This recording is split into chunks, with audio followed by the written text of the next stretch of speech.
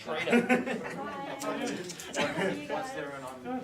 I think I'm contractually obligated not to talk to you for at least 6 months. I like wearing masks. That makes Yes.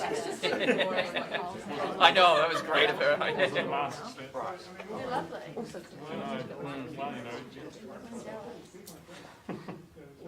I'm sure we can arrange a passing gift. That would be really Good. So, how's the nice. You've got a license? Yeah. It's kind of funny. Saying does such crazy stuff. You're watching on an awkward. It's the worst part. I feel like I'm starting to learn just the pretend it didn't happen thing. Why is there only one version of how to build it? Yeah. I was saying that to a colleague yesterday. It was like, it would just be easier if it was Is it so they use a computer? Oh man. I've just got one Oh, from well. online. Yeah, shoot up. What sort of system do they use at RNZ? I use iNews and Clubstar. Okay. We can say some parts. Yeah. Ah. Just about And then so last then week. they put the files, they keep it all on the civil program and they put the radio to Yeah. Oh, yeah. I know nothing about that. Right. Yeah. You just sound good on the wireless though. So you're focusing on Wellington stuff? Yeah, I think so. Yeah. Oh, do you know how much business anger? Here is. Hi. Hello. I'm Rosie. Hey Rose, I'm Angus. Nice to meet Nice to meet you. you. Quite warm in here. Chill out there. Yeah. It's a nice change from the theaterette, which is always freezing. It should be fine. It's more for you if you want it to reference really quickly. It can be different. But otherwise, if you leave this audio on COSA or whatever it is. He's not normally, he's not like. Yeah. Yeah, you too.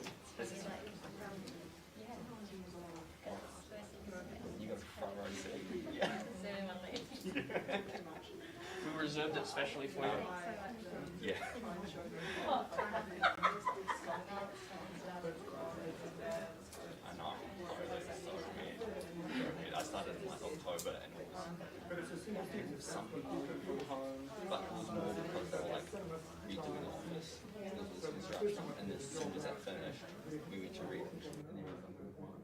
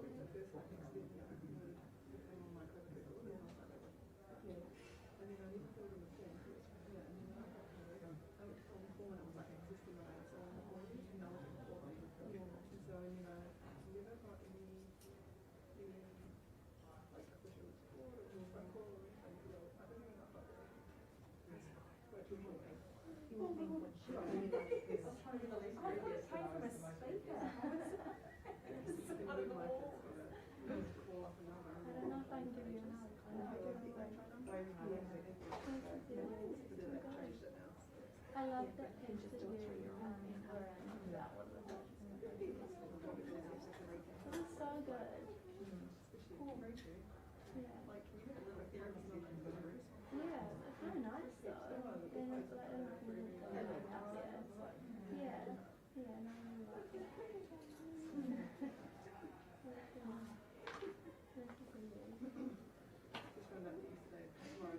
Yeah.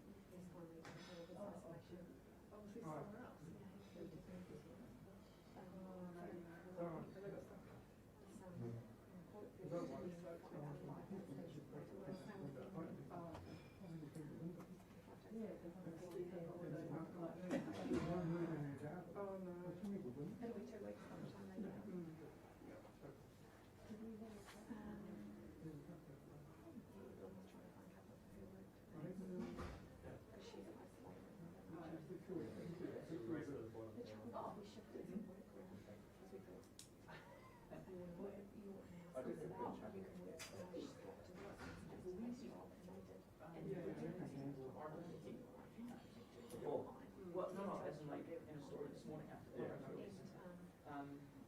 yeah. I did. I thought.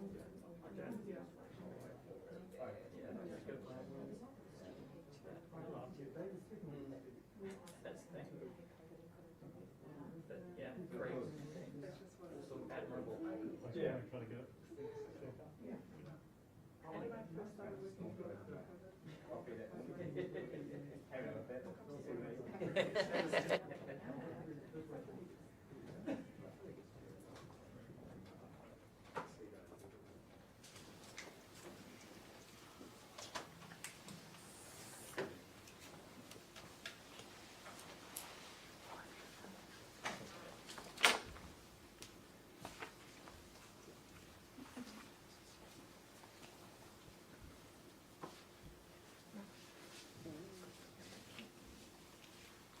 Well, kia ora koutou katoa, no mai haere mai ki te manatu hauora. Nice to see you all back here for today's update. Thanks very much for coming up. So today, a quick update on our Omicron response, including some of the key numbers from today, an assessment of where we are in the outbreak and what we can expect next. And then I'm going to hand over to my colleague here, our care in the community lead, Dr Joe Bourne, who will give an update on that aspect of the response. First of all, just some of the headline numbers from today. The detail will be in our standard 1 o'clock media release. There are 20,907 new cases today in the community, and the 7-day average of cases is 17,020. Unfortunately, we're reporting 15 new deaths today, and the 7-day rolling average of deaths related to COVID is 10 now, which is the highest it's been. We have 1,016 people in hospital today around the Motu, and of those 25 are in intensive care or a high dependency unit. Now, last Friday, Dr Anthony Jordan from the Northern Region Health Coordination Centre described that up there they were increasingly optimistic that they had seen the peak in Auckland.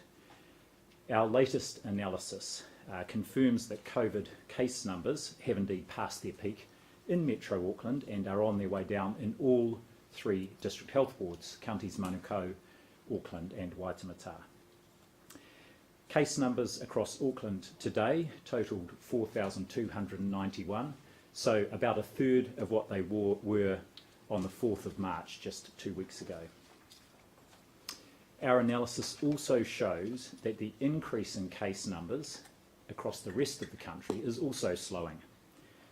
So in the 7 days to the 20th of March, case numbers nationally, and we've taken Auckland out of this, increased by just 1%, compared to a 44% increase in the 7 days up to the 13th of March.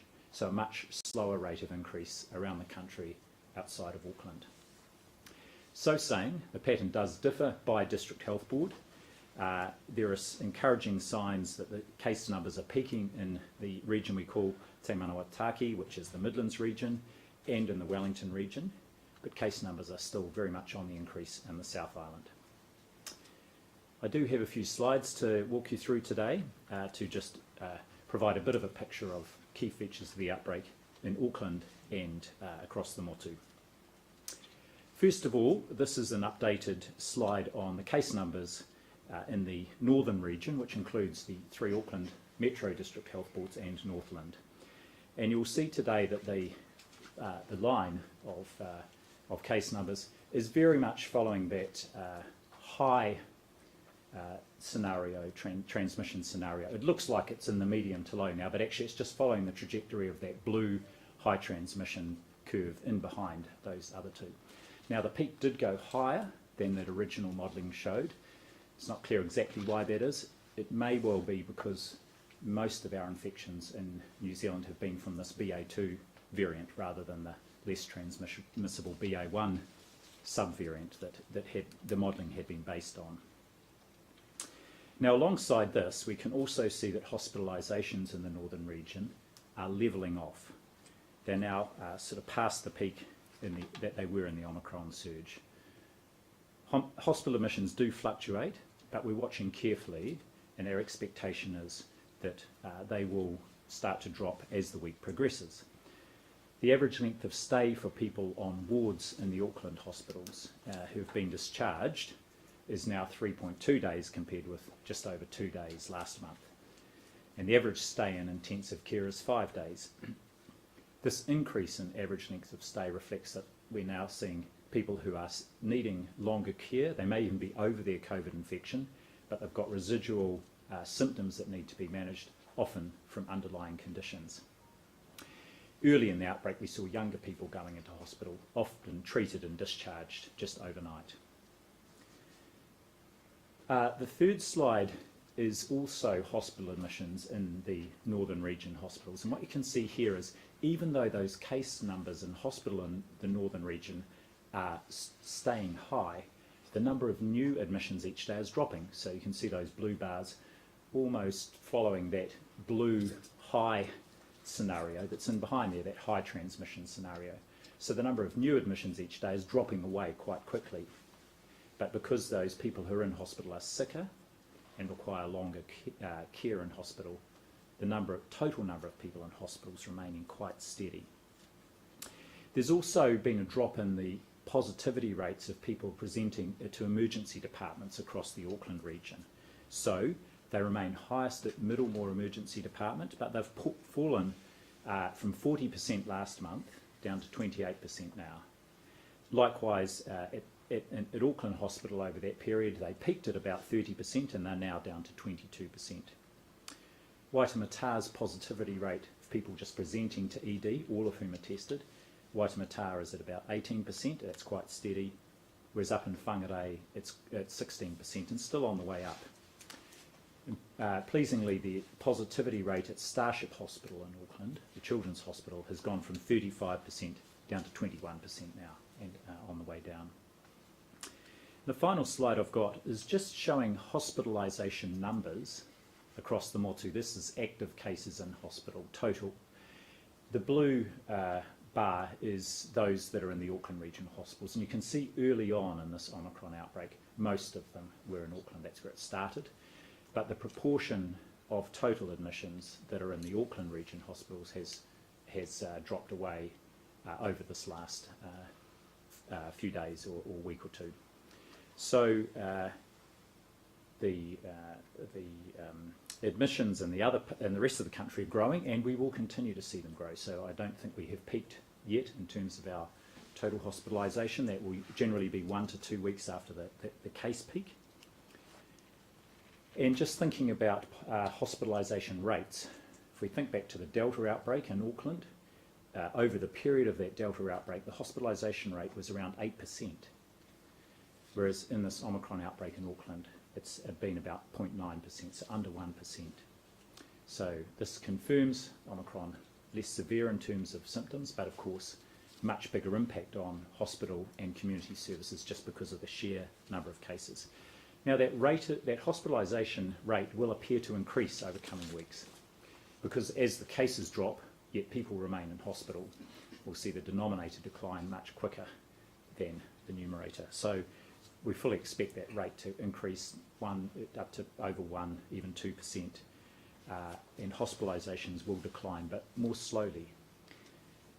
Likewise, it's important to remember that the number of deaths each day is also likely to increase and will take longer to decline. There is a delay between case numbers, of course, and hospitalisations and deaths.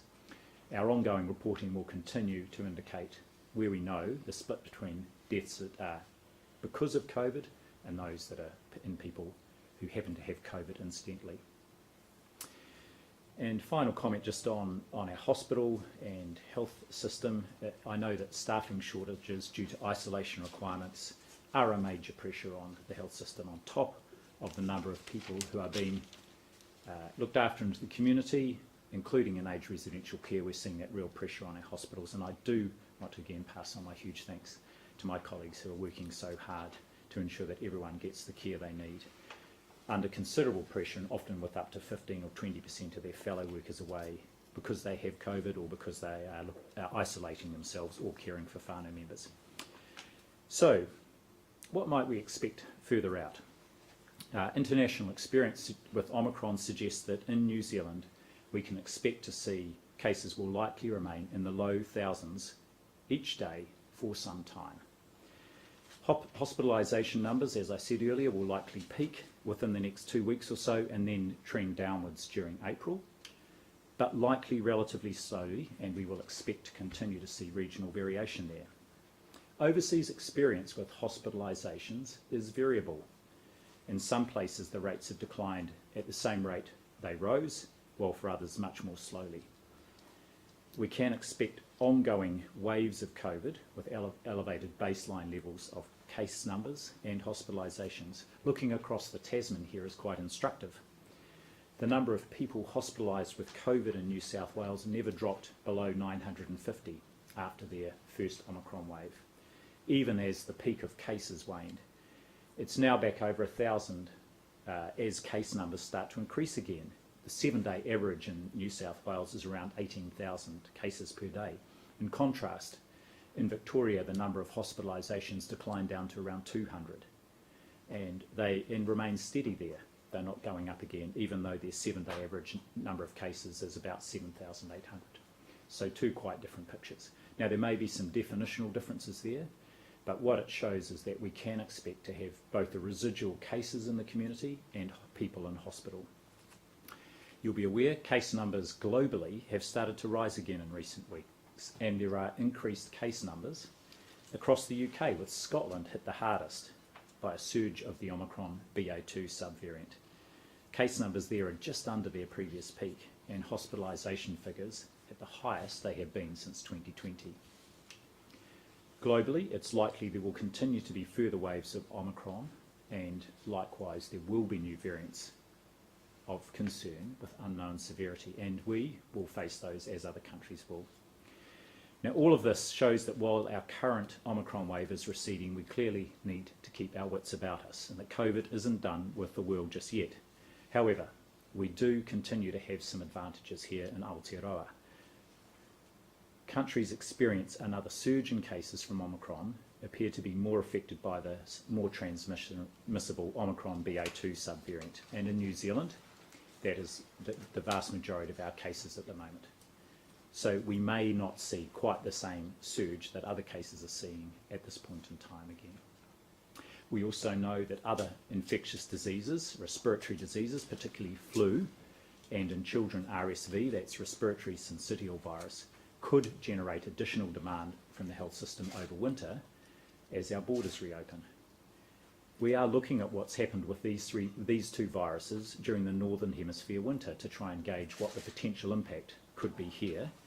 But meanwhile, we're not taking any chances. Our influenza vaccination program starts in early April, and as you will have heard, we have ordered extra vaccine and widened the criteria for eligibility for free vaccination.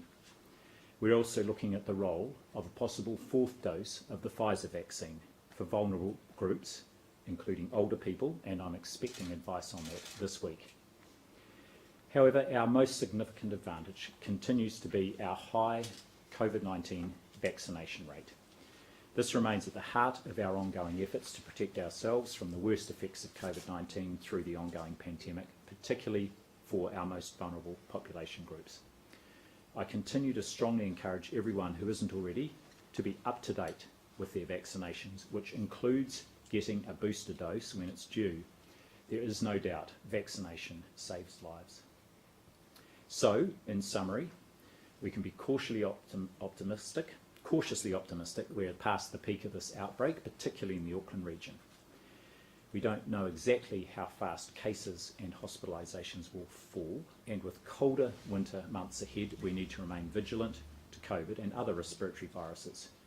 So, once again, I encourage everyone to ensure they are up to date with their full course of COVID vaccination and to get the flu vaccination when that becomes available in April. I'm now going to hand over to Dr Bourne, who will make some comments and update you on our Care in the Community program, and then we will take questions. Thank you.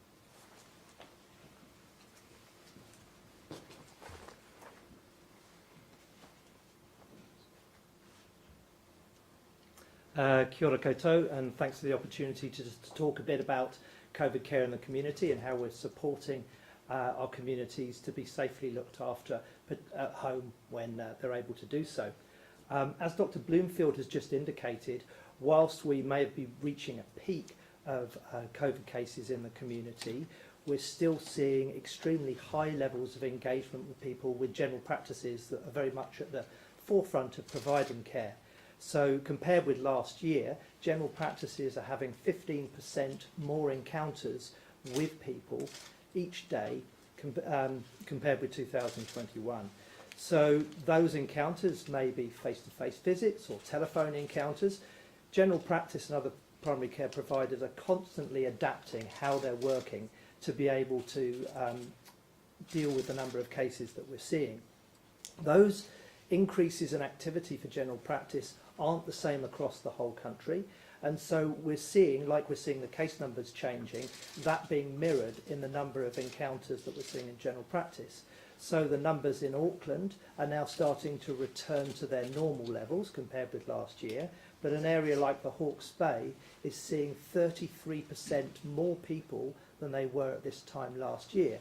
And then if we go into the South Island, Canterbury is now sitting at 30% more encounters each week compared with last year. And we would expect over the coming weeks for that trend to continue across the South Island. The increase in demand is being accommodated by general practice, urgent care providers and community pharmacies. And they're managing to do that despite their workforces also having to isolate, like hospital workforces having to isolate when they contract COVID themselves. But within those environments, they've got a smaller pool of staff, and so that can be really pretty challenging. But I guess what I want to do is reassure New Zealand that those vital services remain open. They don't have an option to close, they're remaining open. To support that, the Ministry of Health is opening up a database that we have of people who have made themselves available for clinical and non-clinical work to help with the response, and that's been utilised through the vaccine programme to date.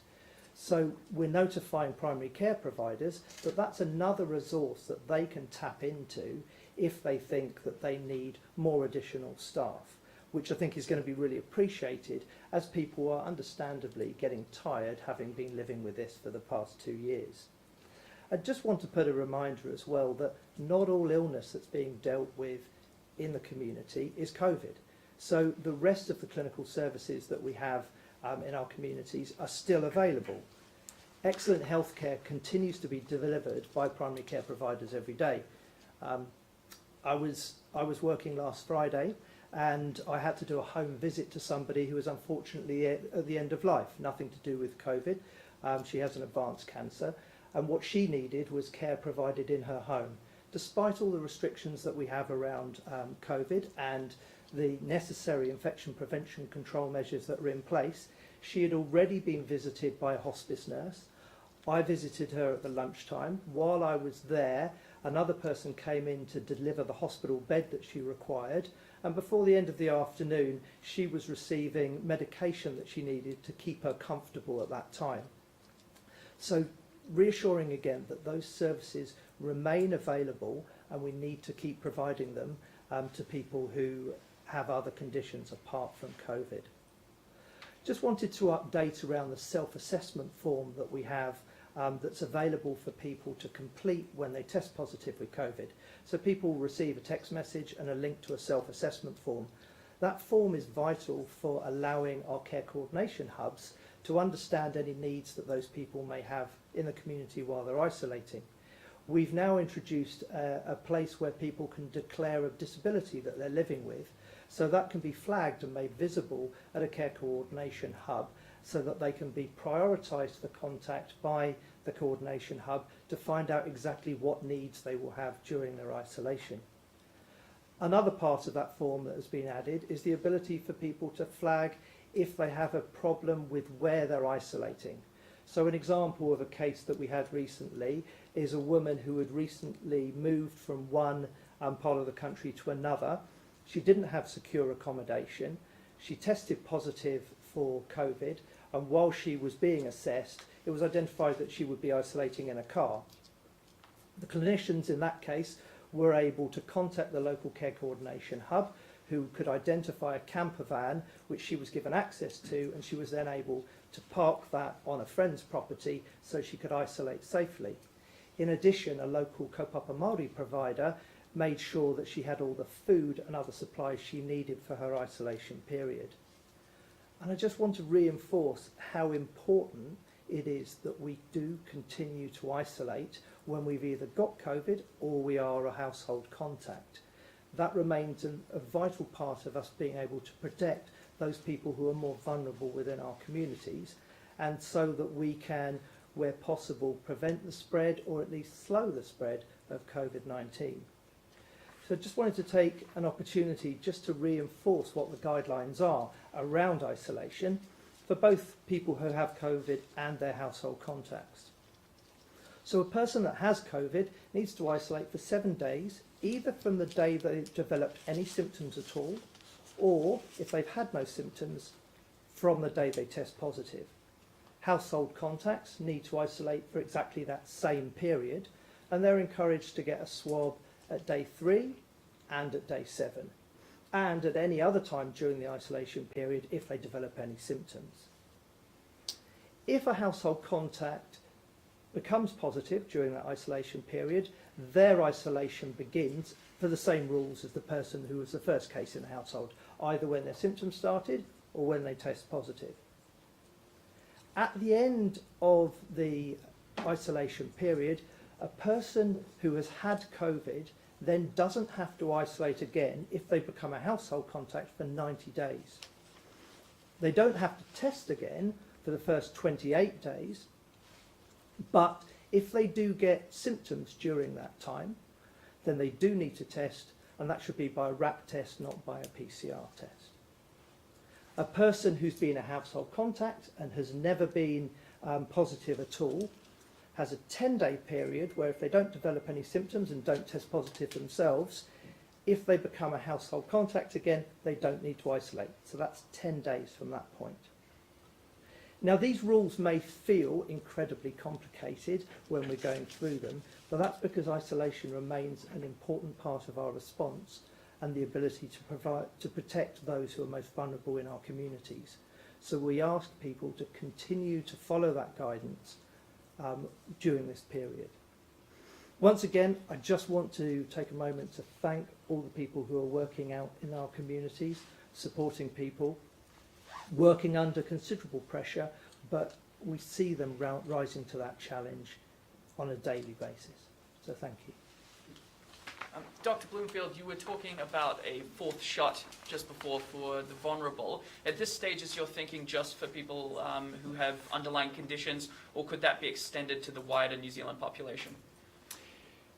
Thanks. So I've asked for advice specifically for vulnerable populations, and especially looking at what other jurisdictions are doing. So older people, people with pre-existing conditions, in particular, I'm most interested in, especially as we go into winter. But I have also asked whether the offer should be extended to other groups, and in particular I'm thinking here of the health workforce, who would be at a high risk as we go into the winter period.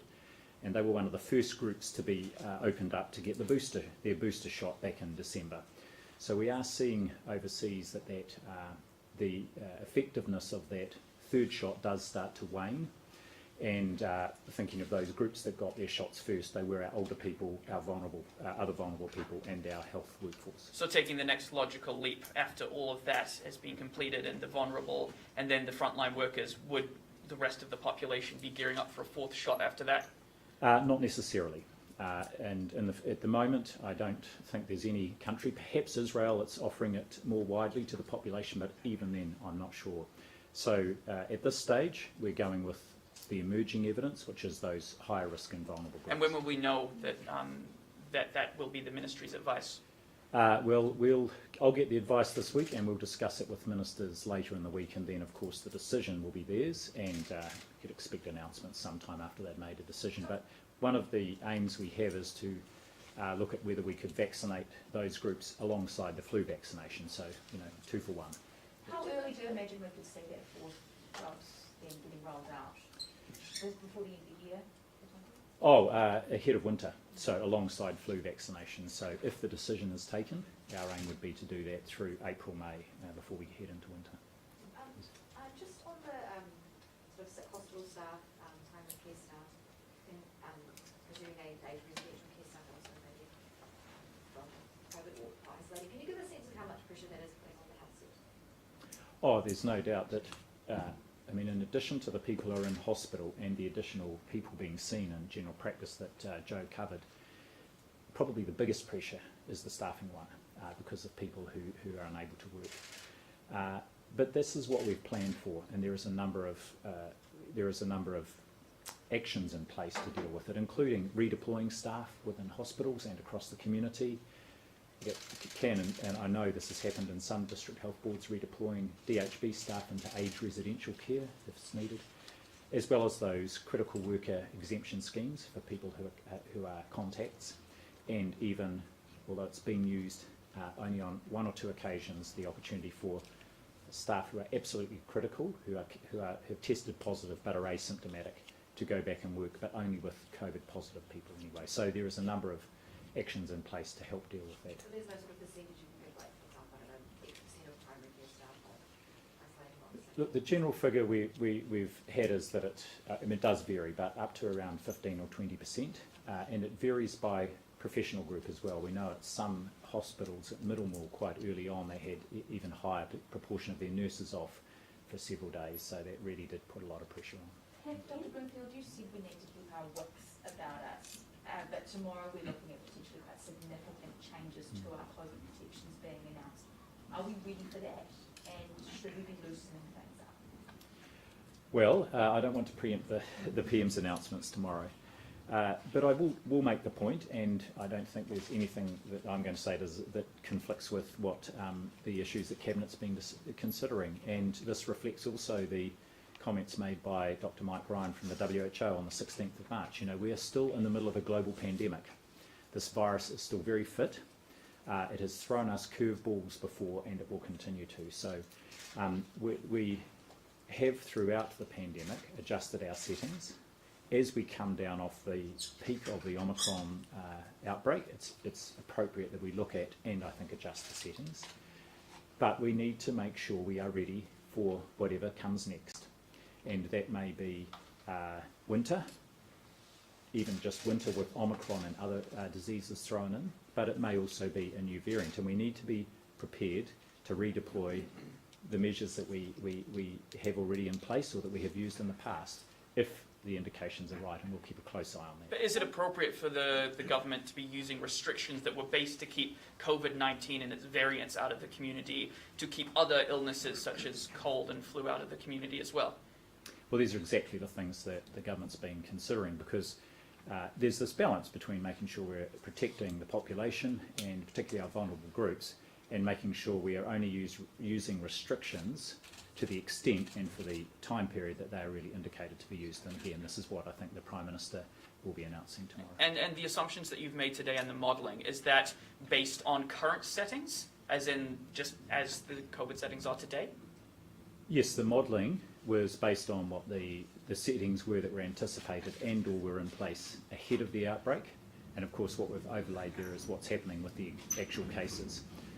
I do want to emphasise that we're not expecting cases to go back to zero. There will still be reasonable number of cases. 3,000 to 5,000 would be the estimate we've got each day for some weeks, and that may well we may well maintain that level right through into winter. Would you expect an increase in cases once restrictions are eased, though? You must have done some modelling looking ahead at that. Well, that's something we will watch, but again, I think you will see that the government's decisions have been fully informed by the current situation and the public health advice.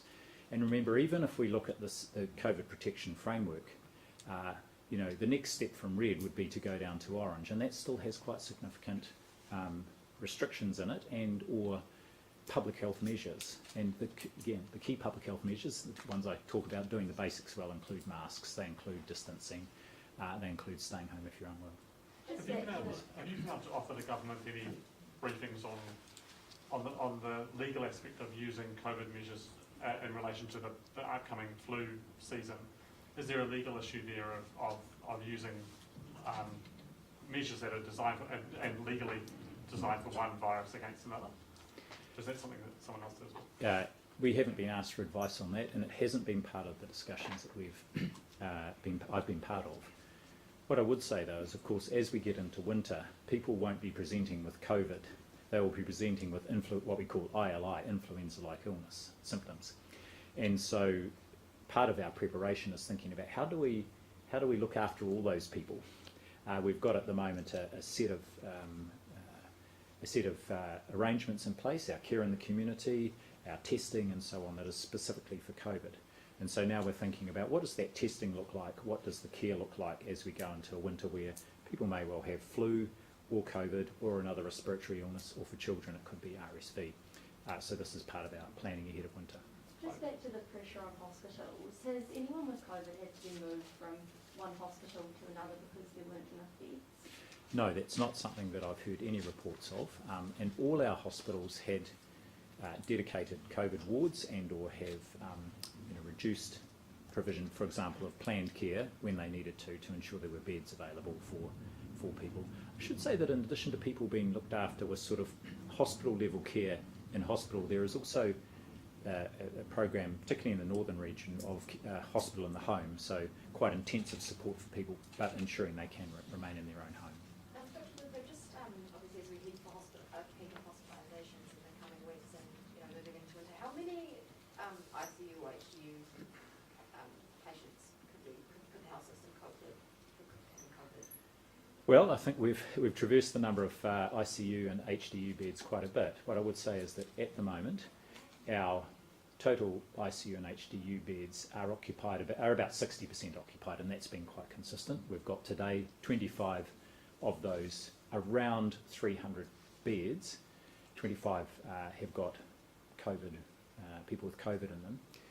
And of course, it's one thing to have a bed, but you need the staff, of course, for those beds. And so every day the hospitals are looking at what's the projected number of people they might need in ICU or HDU and staffing those beds accordingly. Is it still the Just minister? looking at the 15 deaths, were those overnight, just confirming they're not the ones that are counting ones that may have happened in the past week or so? We're now reporting deaths that have come through in the last 24 hours. A couple of times in the last 2 or 3 weeks there's been a sort of bit of a backlog, as it were, and you'll recall last week we reported on one day 24 deaths, and 16 of those were ones that had come through over the preceding 2 or 3 weeks.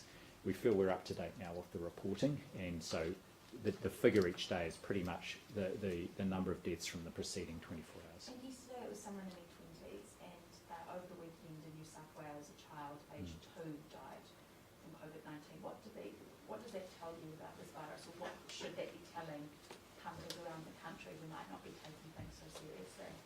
Look, I think everyone understands that for some people, including people who were previously fit and well, like tragically the young child in New South Wales, they can get seriously ill and sometimes die.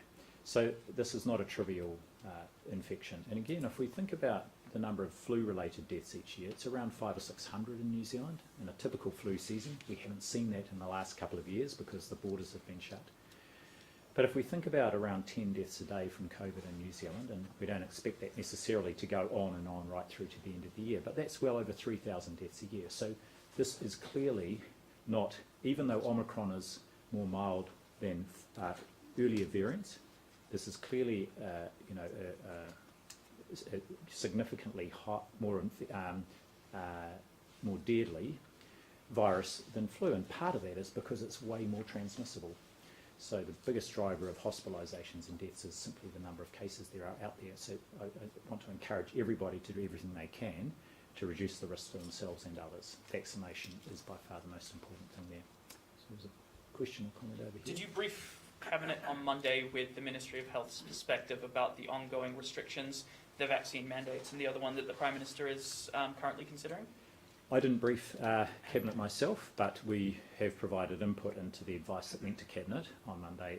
We have provided that advice over the last 2 weeks, a number of discussions involving colleagues and ministers across government. Was there a representative of the Ministry of Health in the Cabinet meeting on Monday giving this advice? No, there wasn't. Isn't that a bit unusual? In the past, when they've been making these big decisions, there's usually yourself. You've been to more Cabinet meetings than any other public servant in history, probably. So how come you weren't there personally? Well, for a time, yes, especially as the through the first couple of years, as we were in our elimination strategy and things were evolving so rapidly, and very often I was briefing Cabinet with the latest data on the day to inform decisions that were quite significant, usually around alert level changes. We're in a different phase of the pandemic now, so I haven't been involved in briefing Cabinet directly, but clearly health input is a very important part of those briefings that Cabinet gets through the Cabinet paper. Yeah, and just on the other variants, you said that we're still in the midst of a pandemic and have to be prepared for new variants. Does that mean that lockdowns aren't off the table? That's a decision for government. It's not something we've discussed, but it was really just to be clear that it's the Omicron variant being. The Omicron variant is the first of these new variants that has been both more transmissible but less virulent and less virulent. The earlier ones have been more transmissible and more virulent, more deadly, you could say. So there's no reason to believe that the next variant is going to follow the Omicron pattern, and this is something the WHO and others have pointed out.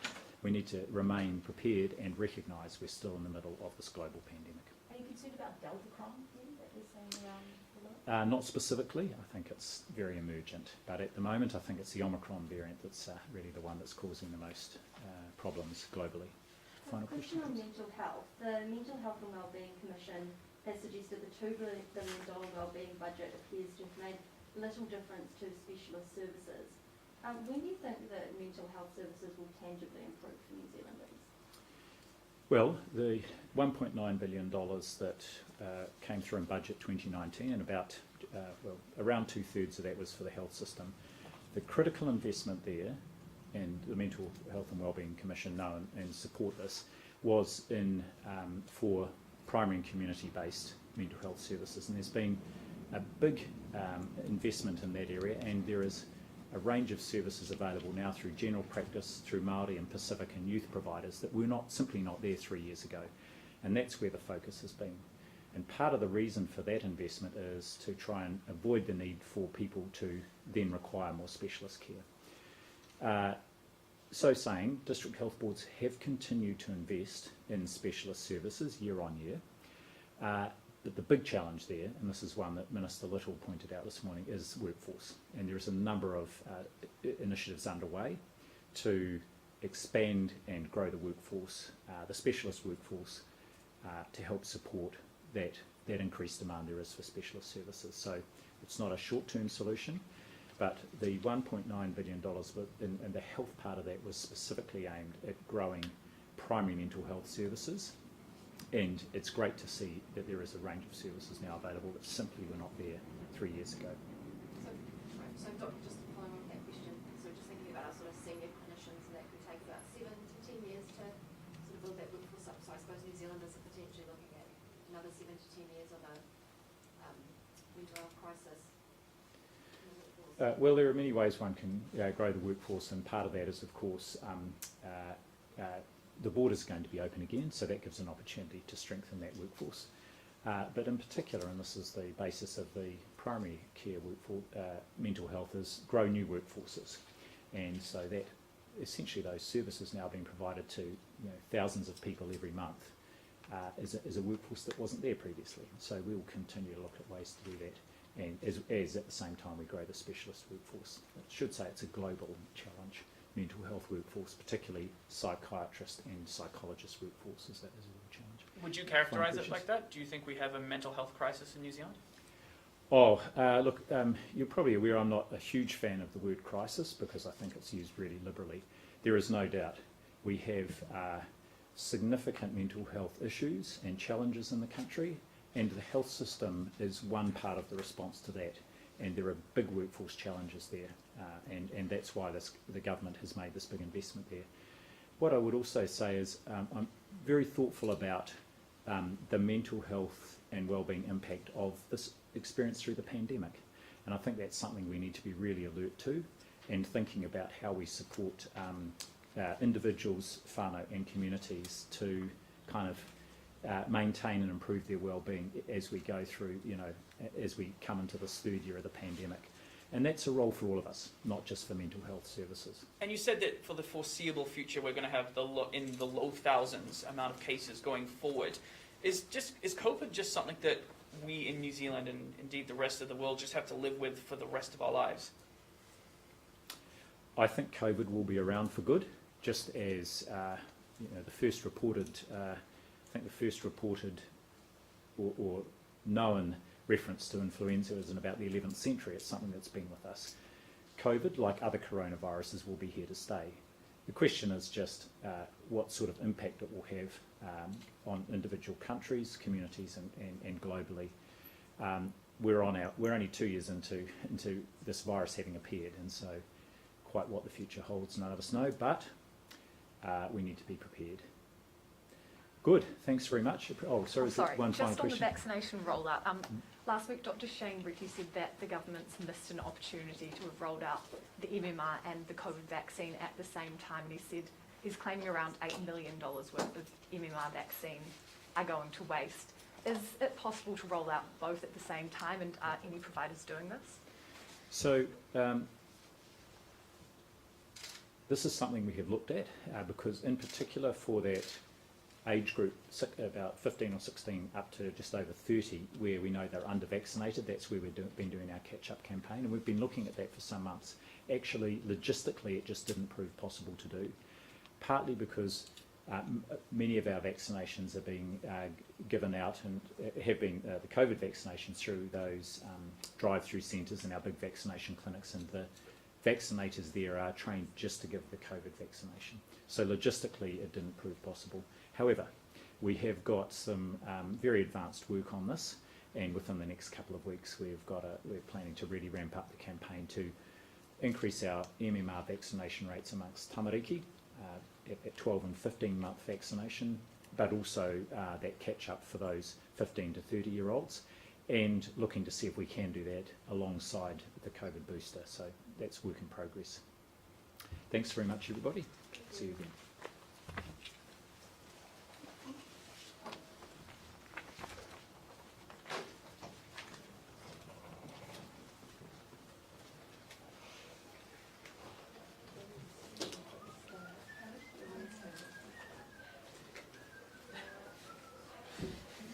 All ready for your